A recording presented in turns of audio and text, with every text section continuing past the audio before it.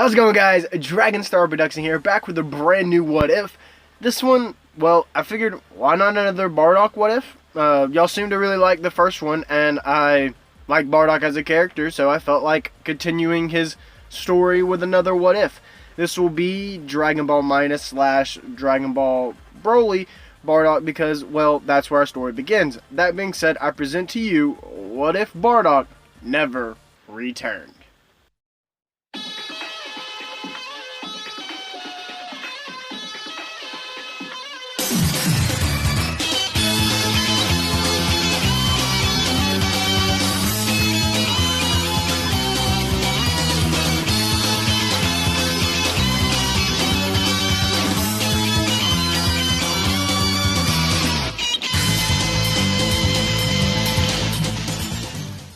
Our story would begin with Bardock getting the call from Frieza, like all the other Saiyans did, saying that they all should return back to planet Vegeta. This, like in canon, brings doubt inside Bardock's head about Frieza's intentions of having every Saiyan return back to planet Vegeta. Bardock then takes off his scouter and tells Leek to do the same, who is actually the father of my What If Shallows canon series, link down below, so be sure to check that What If out. Anyway, Bardock would tell Leek his suspicions, and without any of the other Saiyans just trying to brush it off, saying that Frieza wants them for a big mission or promotion. Instead, Leek listens to every word that Bardock says because he addresses it before they're in the ship heading back to planet Vegeta. Bardock believes that Frieza has a plan to blow up the planet and eliminate all the Saiyans. Bardock adds that Frieza is scared of all the Saiyans and he wants to destroy them while he still can. Leek's mouth is literally dragging the ground at this time, but he knows that Bardock is 100% serious about this, and he also knows most of the time Bardock is right. Leek, however, unintentionally then killed Bardock's thinking when he mentions, "What about Gine and your sons?" At that time, Bardock wasn't thinking of his family, and then he thought that he had to return, but knew if he did, he wouldn't be able to avenge his people. Bardock then has to make a tough decision, a very tough one, probably the toughest one in his life. Bardock breaks down to his knees and puts back on his scouter. Bardock cries out to Gine, trying to find her on any station. Bardock tells her to leave with Kakarot, but this is to no use. Bardock couldn't find her on a station. Bardock and Leek then climbed inside the ship to head back so Bardock could actually do what he planned on doing in the canon story, but as soon as the ship took off, Frieza's voice came on the scouters, saying that planet Vegeta had been struck by an asteroid and was destroyed. Instantly when this happens, Leek shivers in fear while Bardock starts smashing the dash of the ship. Bardock happens to look out the window, and right at the same time, he sees a space pod go by, and Bardock caught just a small glimpse, but he knew it was Kakarot. This does bring a smile to his face, but he doesn't see Gine, so is still broken by the sea's same events. And now Bardock is vowing more than ever to make Frieza pay for what he has done. Bardock and Leek then were kind of stuck because they didn't know where to go.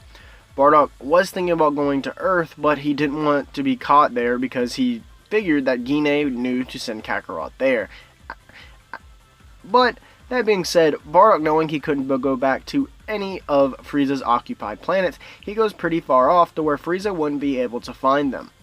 And if you're wondering why Bardock doesn't try to find Raditz, is because Bardock believes that Raditz is dead because he died in the explosion of planet Vegeta. Now that I've covered that, Bardock and Leek land out on a planet that is filled with these spiders creatures. Yes, Bardock flew all the way to Vampa, knowing that Frieza wouldn't go all the way out there, and Bardock knew that he would have plenty of time to get stronger due to the gravity and the harsh environment that was on Vampa, and he had to defeat Frieza and figured Vampa's was a good way to help him grow in strength much quicker. However, as soon as Bardock lands the ship, he is met by two other Saiyans. Bardock recognizes one being Paragus and the other that he figures must be his son. Paragus then informs Bardock of what happened to him, and to Broly, Paragus basically cries that the king is a traitor that must pay, but Bardock cuts him off, saying no need. Frieza blew up planet Vegeta to get rid of all the Saiyans, and as soon as he finds us, we're next. Paragus, though reluctant, decides Bardock couldn't be right, and he already risked so much.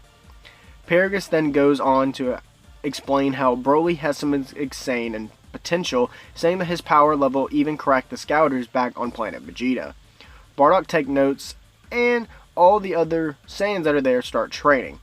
Broly proves to be a huge prodigy, just like Paragus said he would be. Broly easily surpasses the entire group in such a short amount of time, and this doesn't really surprise anyone either. But Bardock tells Paragus that they should cut off his tail. Paragus doesn't understand why at first, but Bardock explains that Broly has surpassed them, and if he turns into a Zoro, there is no way that they will stop him. And all of our training will go down the drain because we're all going to be dead. Even Broly, after he destroys the planet, is going to eventually die. Paragus, after hearing Bardock's explanation, agrees, so they cut off Broly's tail. A good bit of time passes, and I would say by this time Bardock believes that they are ready to invade Frieza's planet 779.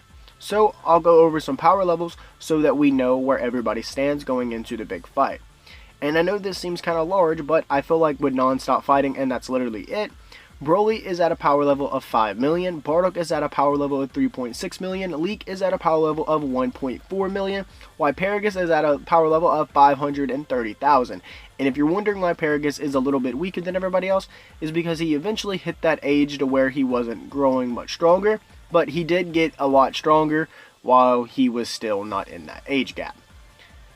And that being said, now that the power levels are all out of the way, Bardock starts the ship up, or he at least tries to, but the ship doesn't start, and Bardock is confused by this, but Leek states that it's been sitting here in the dust rotting. Of course it's not going to start. Bardock then gets very frustrated by this, not even thinking about the ship not working. Bardock erupts in anger. He starts screaming. This is when Bardock actually bursts into a yellow aura for a slip of a second, and then he stumbles to Vampa's ground. Paragus and Leek both stand in awe as they just witnessed the very first Super Saiyan legend, or at least that they've seen, come true. Just in complete awe. That being said, Leek would start tampering with Bardock's and Paragus' ships. Eventually, Leek is able to switch out the parts needed to actually get Bardock's ship and running. Leek also points out to Paragus that he's really stupid for killing Beats because, well, Beats would have been a lot faster to help and they would actually be on the way by now.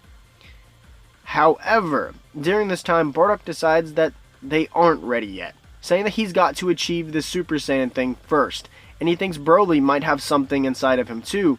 And I would say, thanks to how much time it takes for the ship to get ready and how long they've been on Vampa, that Broly actually does achieve his Wrathful Horikari form, although when this happens, he completely wipes the floor with Bardock.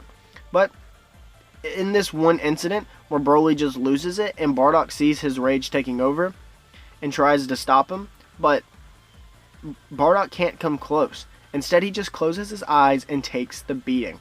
Broly is literally beating the crap out of Bardock, breaking him in half. But Bardock picks himself up and then lets off a huge amount of energy. Vampa starts to shake and the rocks begin to spew everywhere. Bardock had officially tapped into the Super Saiyan power by keeping his eye closed and imagining that Broly beating him to shreds, beating him to a bloody pulp, was all Frieza. And Bardock then charges Broly full force that created shockwaves on planet Vampa. Bardock and Broly have clearly gained immense power and now is more than ready to fight Frieza. But Bardock has one other thing in mind. He can't leave one Saiyan out from having to defeat Frieza. He wants all the Saiyans to defeat Frieza. Therefore, Bardock informs everyone after going back to base and crashing down to one knee that they have to make a pit stop on Earth. He's got to see if his son is alive. Alright guys, that is actually going to be the end of part 1 of this video. I'm not going to give out a particular like goal, so just make sure you like this video up and get a good bit of views on it, and I'll be writing part 2 in the near future. That being said, make sure you guys follow us on Twitter because, well, that's where you can find a lot of fun stuff. I retweet a lot of stuff going on actually on my channel and other people's channels. So if you want to see that information, make sure you follow us on Twitter. And if you want to join a Discord with me and What If Universe, I know that we are planning game nights, I think every Saturday. And that being said, I hope to see you guys there as well, because we can just talk, have a good time. And, well, I think I've talked too long. None of you are probably actually watching this at this point. If you are, let me know. I'll see you guys in the next video. I'm out. I am Lord Frieza, Emperor of the Universe, and I advise you to like this video and subscribe to DragonStar Productions, or you'll force me to use 100% of my power.